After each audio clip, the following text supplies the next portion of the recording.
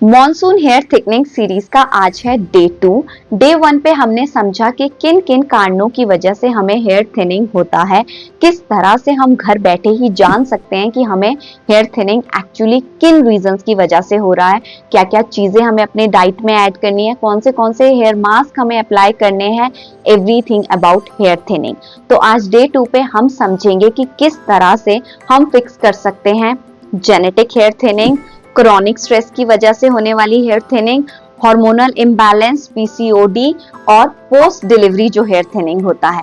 ये सब कुछ आज हम इस वीडियो में समझेंगे। तो चैनल को सब्सक्राइब करना बिल्कुल ना भूलें और वीडियो को लाइक नहीं किया है तो फटाफट से लाइक कर दीजिए, क्योंकि आज के इस वीडियो में मैं आपके साथ शेयर करने वाली हूँ एक हेयर मास्क प्लस एक रेसिपी जो आपके कोलाजन को बूस्ट करेगी, आपके स्किन और आपके हेयर इलास्टिसिटी को बढ़ाएगी और आपकी ओवरऑल हेल्थ में आपको हेल्प करेगी हेल्दी रहने में।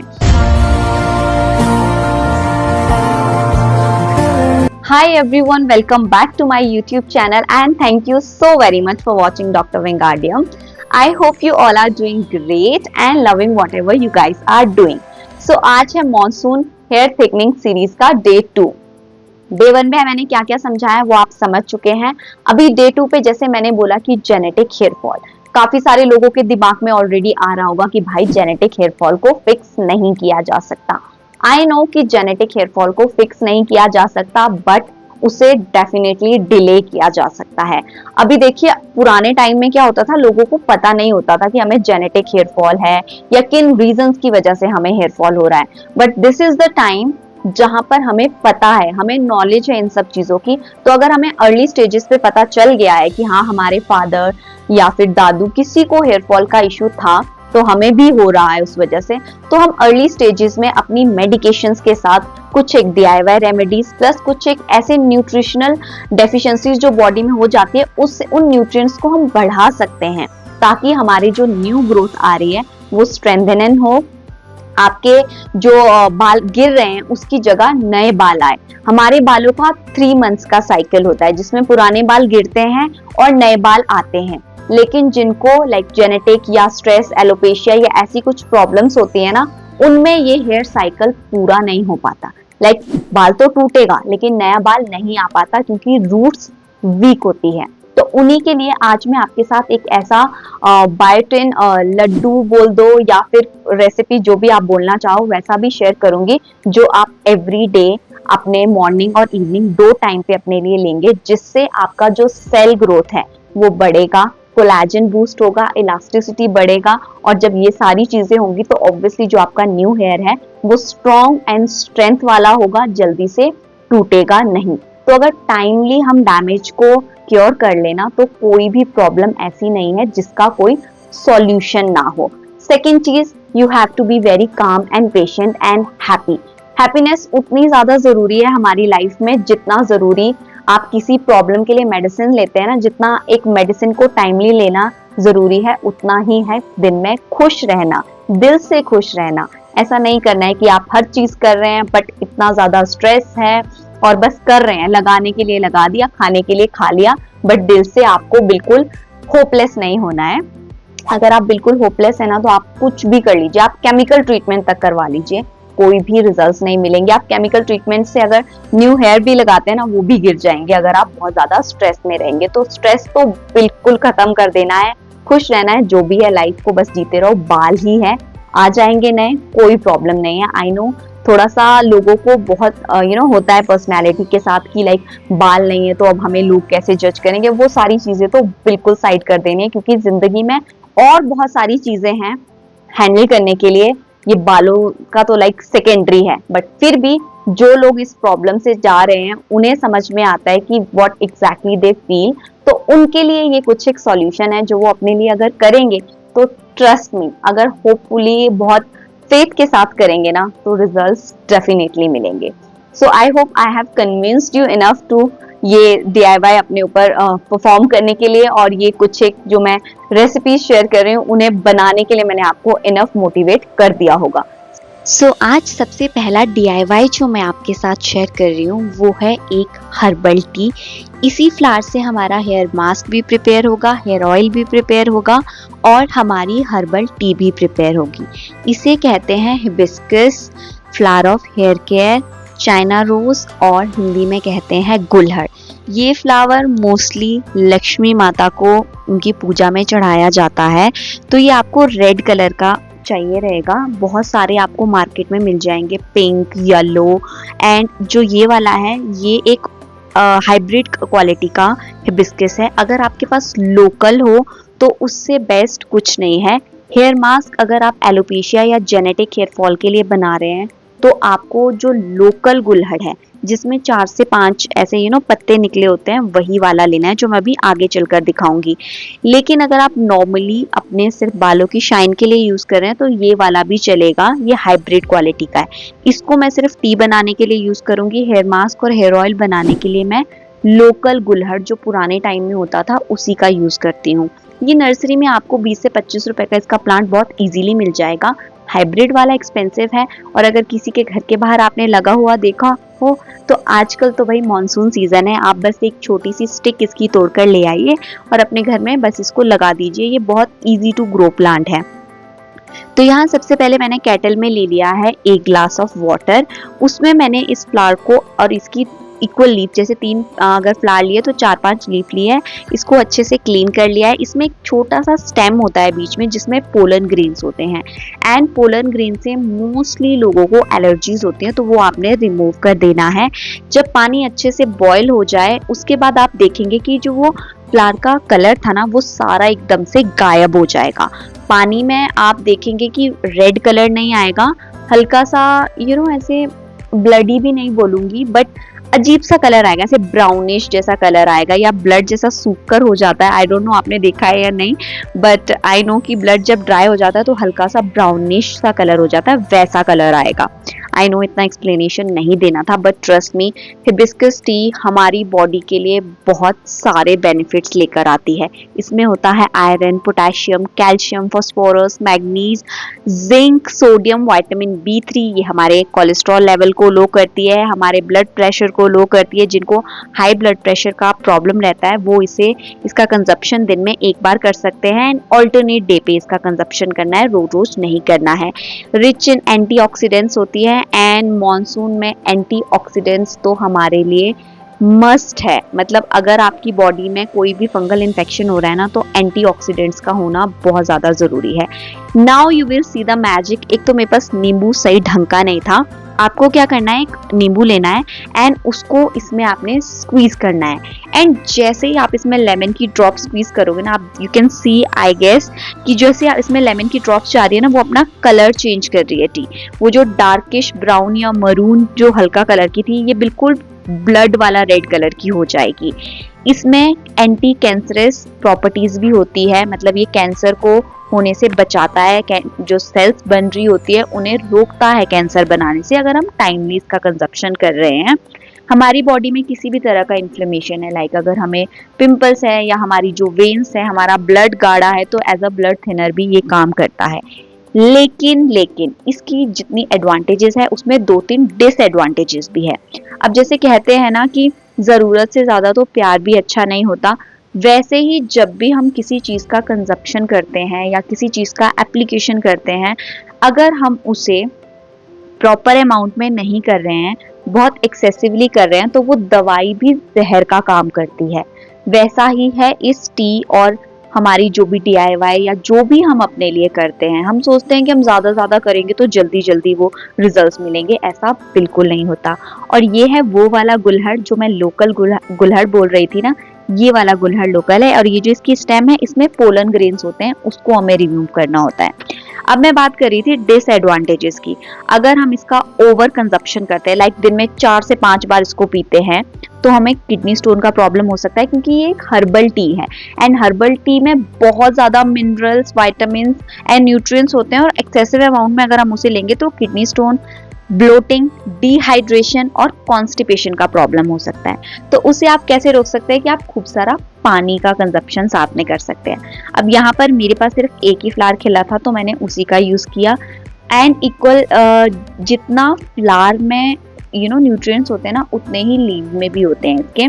तो अगर आपके पास फ्लावर नहीं खिल रहा है तो आप इसकी लीव्स भी ले सकते हैं। उसके बाद मैंने यहाँ पर थोड़े से रोजमेरी के लीव्स लिए हैं। अब देखिए ये हेयर ऑयल ना मैं आपके साथ ऑलरेडी शेयर कर चुकी हूँ पहले, तो मैं लिंक भी डिस्क्रिप्शन में ऐड कर दूंगी, बट फिर से मैं थोड़ा सा बता रही हूँ क्योंकि इससे best hair oil genetic hair fall और एलोपेशिया के लिए हो ही नहीं सकता, तो मेरे को ये दोबारा से यहाँ पर शेयर कर रही हूँ। उसके बाद मैंने यहाँ पे लिए नेचुरल करी लीव्स, और ये मैंने घर पर लगाया है सब कुछ थोड़ा थोड़ा। मुझे 1 साल पहले बहुत ज़्यादा क्रेज आया था कि मैं थोड़े बहुत हर्बल प्लांट्स भी लाऊंगी। उससे पहले तक मेरे पास सिर्फ नॉर्मल फ्लावर्स थे एंड उनके बारे में मुझे ना ज़्यादा नॉलेज नहीं था, लेकिन धीरे धीरे धीरे जैसे मेरे नॉलेज बढ़ा इन चीज़ों में, मेरा नेचुरल चीज़ों की तरफ ज़्यादा ध्यान जाने लगा। उसके बाद मैंने यहाँ पर लिया 1 से 2 चम्मच ऑफ फेनुग्रीक सीड, मेथी दाना, एंड इक्वल अमाउंट में मैं लूंगी यहाँ पे कलौंजी सीड्स, नाइजेला सीड्स भी जिनको कहते हैं।